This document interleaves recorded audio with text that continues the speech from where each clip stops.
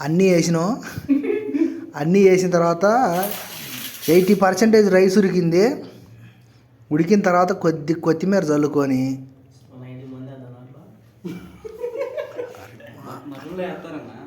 వేస్తారు.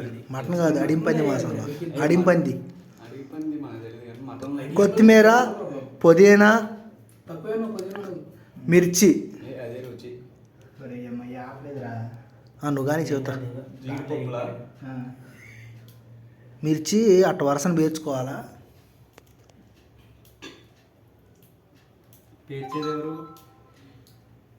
బెజ్జం వినోద్ కుమార్. చాలే రై.